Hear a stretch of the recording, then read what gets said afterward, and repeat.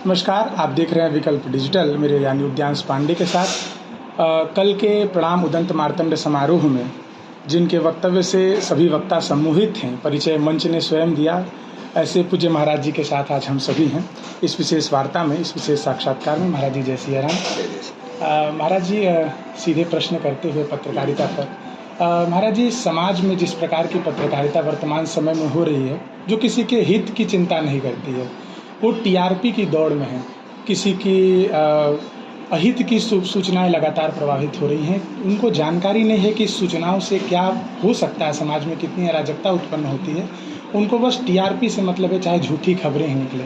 तो जिस प्रकार से मानवता और मनुष्यता का हनन पत्रकारिता में टीआरपी के चक्कर में हो रहा है, इस पर महाराज जी आपके विचार? बहुत प्रासंगिक और आवश्यक प्रश्न है। पर ध्यान ये देना है कि उन्हें किसी के हित की चिंता नहीं है, ये कहने के बजाय ये कहना ज़्यादा ठीक है कि उन्हें अपने हित की चिंता इतनी अधिक है कि बाकी सबके हित उनके लिए गौण हो गए। किसी के हित की चिंता नहीं होती तो इतना उपाय नहीं करते जितना कर रहे हैं। पत्रकारिता में बाजार का प्रभाव बढ़ने के कारण कारपोरेट के जो संघर्ष दिखाई देते हैं तमाम दूसरे क्षेत्रों में, अब हुए पत्रकारिता के भी संघर्ष। हजारों करोड़ के निवेश के चैनल हो गए हैं, उनको निरंतर अपने खर्चे निकालने हैं, अपना लाभ निकालना है और अपने पूरी मशीनरी को चलाए रखना है। धीरे धीरे जो पत्रकारिता का मूल चिंतन है, जो उसका चरित्र है, वो द्वितीयक हो जाता है, वो छूट जाता है और उस पर हावी हो जाता है बाजार ज़्यादा निकालने की। अब फिर एक बात होती है, दर्शकों को, सुनने वालों को निरंतर अपनी ओर आकर्षित रखने का क्या तरीका है? वो रोमांच है, वो चौंक पैदा करना है, वो भय पैदा करना है।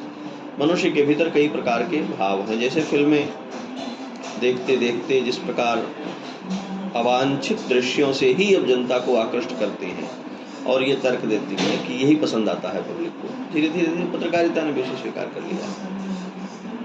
पत्रकारिता की मूल चिंता समाज की समरसता को, उसके समन्वय को, उसके शील को बनाए रखना है, इस पर काम करना है। हम समाचार में यदि सम नहीं देख पाएं तो उसे विषमाचार कहें ना, समाचार क्यों कहें? उसे दुराचार कहें। उसे समाचार तो कहते ही इसलिए हैं कि उसमें कोई सम उपसर्ग के द्वारा किसी तरह के सम्यक भाव को भी व्यंजित किया जाता है। वो कम हुआ है। एक बार फिर से पत्रकारिता जगत को अपने बारे में ये सोचना पड़ेगा। जो गोस्वामी तुलसीदास जी ने लिखा है रामचरितमानस में कि लिखत सुधाकर लिखिगा राहु। चंद्रमा बनाने बैठे थे, राहु बना दिया। हाँ, ये परिस्थिति उसके सामने है। लेकिन फिर हमें ये देखना पड़ेगा कि हम 100% कह करके ऐसा नहीं कर सकते। अब भी पत्रकारिता में पूरा जीवन खपाने वाले अच्छे पत्रकार हैं, बहुत अच्छी दृष्टि के साथ बहुत परिश्रम करने वाले रिपोर्टर हैं। उनकी मात्रा इतनी कम हो गई है कि हम उन्हें केंद्र में रखकर बात नहीं कर सकते। हम उनको केंद्र में रखकर बात कर रहे हैं जिन्होंने चीज़ों को बहुत खराब कर दिया है।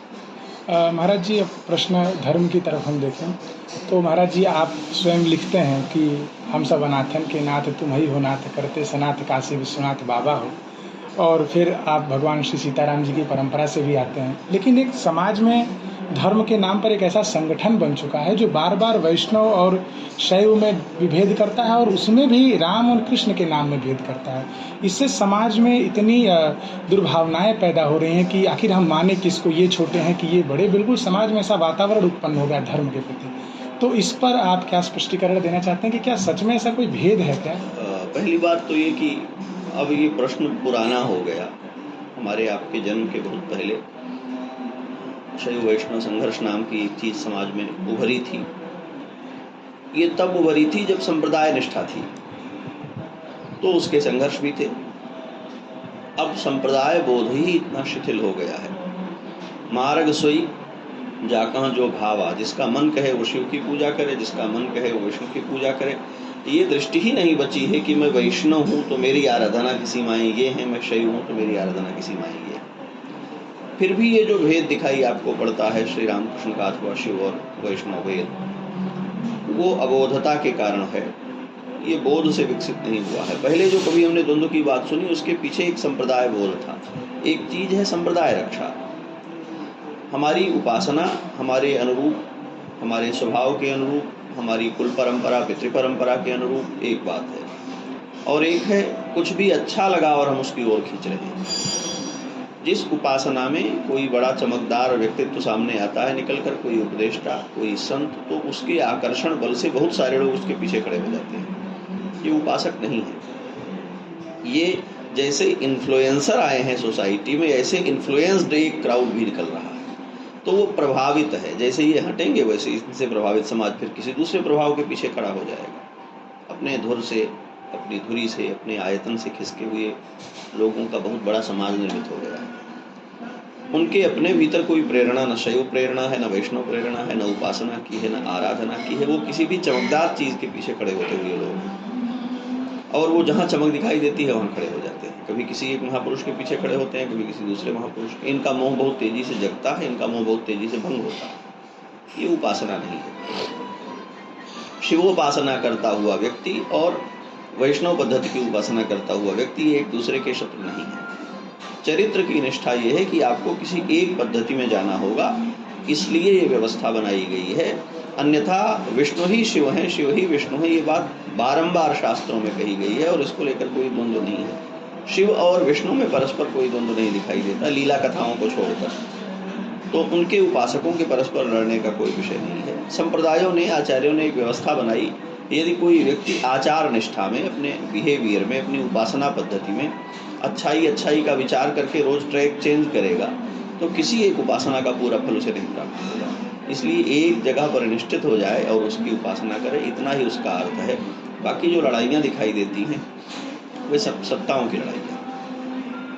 अगर शैव उपासना से कोई सत्ता स्थापित हुई है और शैवों के सहारे खड़ी हुई है, तो वो शैव संप्रदाय की प्रतिष्ठा करेगी। अगर वैष्णव उपासना से कोई सत्ता खड़ी हुई है और उसके समर्थक वैष्णव हैं, तो वो वैष्णव सत्ता बनाए रखेगी।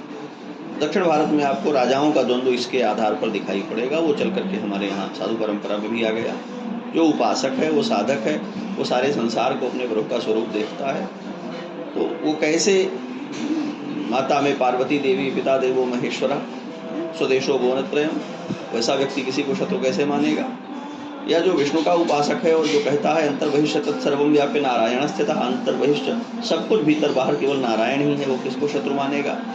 या जो राम जी का उपासक है, सीय राम मैं सब जग जानी करूं प्रणाम जो जुगबानी, निज प्रभुमय देख ही जगत एकसन करें विरोध, तो विरोध नहीं करेगा। विरोध वो करता है जिसके भीतर अभी तक कलुष बचा हुआ है, अज्ञान बचा हुआ है। महाराज जी, पत्रकारिता और धर्म के साथ जैसा आपने द्वंद्व अभी बताया, उसी प्रकार का एक द्वंद्व पत्रकारिता में अक्सर आता है कि जो तिलक लगाते हैं या किसी विचार को मानते हैं, उसको वो न्यूज रूम में नहीं बैठने देते हैं, या तो तिलक मिटा देते हैं मेकअप रूम में।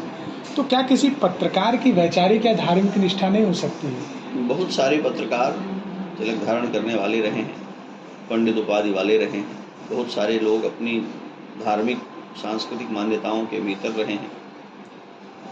ये जो बात आप कह रहे हैं, ये कारपोरेट का एक कल्चर है।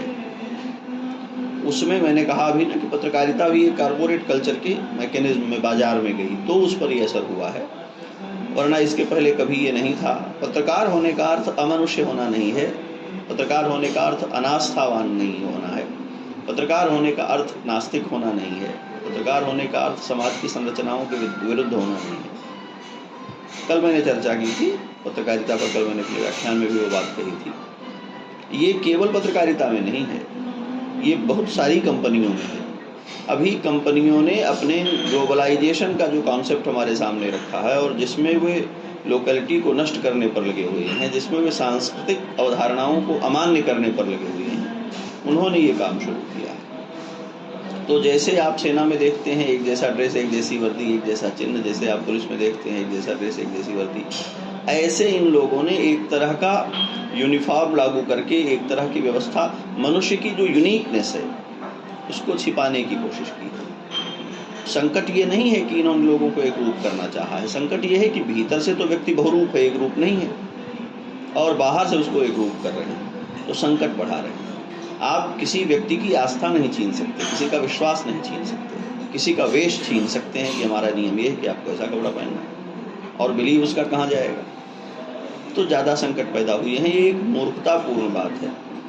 हम उस विस्तार में नहीं जाएंगे। भारत का इतिहास बहुत विचित्र है और बहुत तरह के प्रसंगों से भरा हुआ है।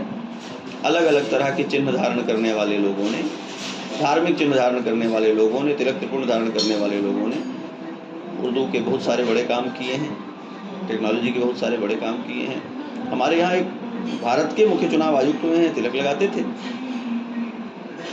हमारे यहाँ न्यायाधीश हुए हैं कई ऐसे जो तिलक लगाते थे।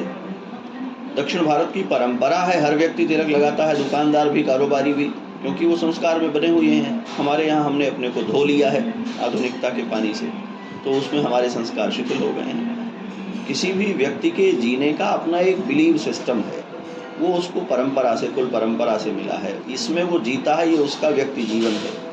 एक वैचारिकी है जिसके आधार पर वो समाज को संबोधित करता है और किसी विषय का पक्ष रखता है, ये उसका प्रोफेशनल काम है। और इन दोनों के भीतर एक विभाजक रेखा है। इसमें क्या आश्चर्य है?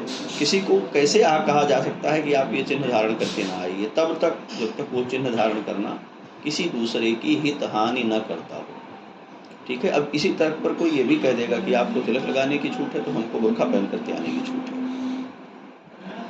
तो वहाँ फिर प्रतिवाद करना पड़ेगा।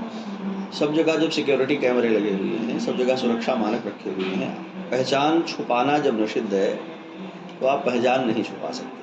आप वो पहन करके आइए, वो लगा करके आइए जिससे पहचान प्रकट होती हो, और नहीं रोका जाए किसी को। महाराज जी, अंतिम प्रश्न, आपने कहा कि हम अपने पूर्वजों के प्रति कृतज्ञ हैं, कृतज्ञ नहीं, इस समारोह को लेकर के, तो ये जो 200 वर्षों के बाद हम अपने पूर्वजों को स्मरण कर रहे हैं, इस पर महाराज जी, समारोह पर आप क्या कहना चाहते हैं? पहले तो ये कि हम 200 वर्षों के बाद स्मरण कर रहे हैं, ऐसा नहीं ठीक है। उनका नियमित स्मरण होता आया है। अब ये 200 वर्ष पर उनके स्मरण का एक अवसर है। जैसे इसके पहले भी उदंत मार्तंड को लेकर के लेख लिखे गए हैं, प्रकाशन हुआ है, काम किया है, लोग कुछ ना कुछ आयोजन करते चले आए हैं।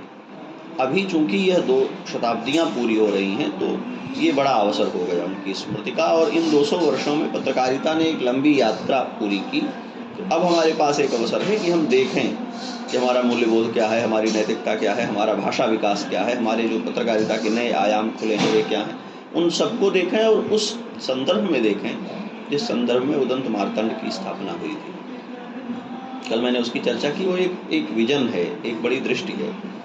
पत्रकारिता का दायित्व तो है समाज को भाव में, भाषा में, संवाद में उन्नत बनाना, और इस दृष्टि से अपनी भाषा हो।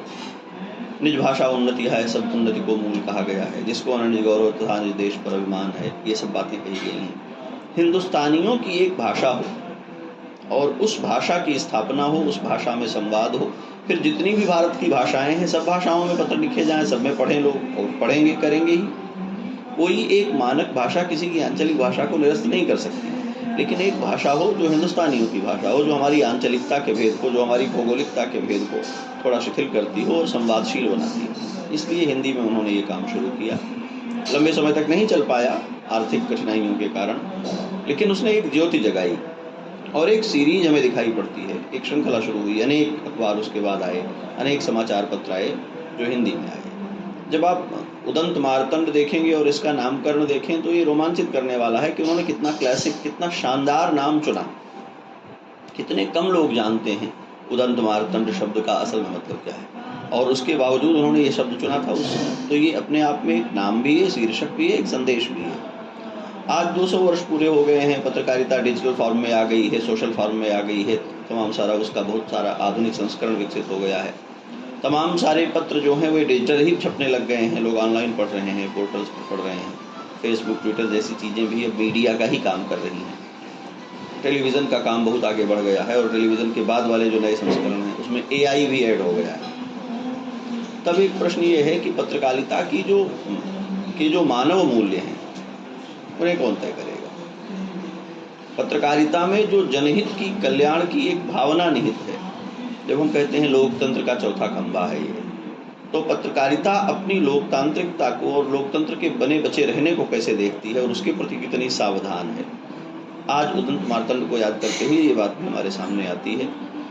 तो माखनलाल चतुर्वेदी राष्ट्रीय पत्रकारिता विश्वविद्यालय ने एक बहुत बड़ा आयोजन जो किया भारत भवन में, प्रणाम उदंत मार्तंड। ये केवल उदंत मार्तंड के प्रति कृतज्ञता नहीं है, बल्कि उन्होंने देश भर से संपादकों को, पत्रकारों को, कार्टूनिस्ट को, मीडिया के क्षेत्र में काम करने वाले अलग अलग लोगों को एकत्र किया, एक बड़ा विमर्श आयोजित किया इस बात को सोचने के लिए कि 200 वर्ष पहले जब एक पत्रकार ने अपने पत्र को शुरू करते हुए अपनी चिंता के केंद्र में हिंदुस्तानियों के हित को रखा था, तो 200 वर्ष बाद भी पत्रकारिता, भारतीय पत्रकारिता क्या हिंदुस्तानियों के हित जैसे किसी विचार को पहचानती है, क्या उस पर एकाग्र है? तो इस अर्थ में ये बहुत बड़ा समारोह है और इतिहास रचने वाला एक बड़ा अवसर है, जहाँ 200 वर्ष के बाद हम अपना एक मूल्यांकन कर रहे हैं, अपनी एक समीक्षा कर रहे हैं और वो मूल्यांकन भी एक प्रकाश पुंज के उजाले में कर रहे हैं। उस प्रकाश पुंज का नाम है पंडित युगल किशोर शुक्ला।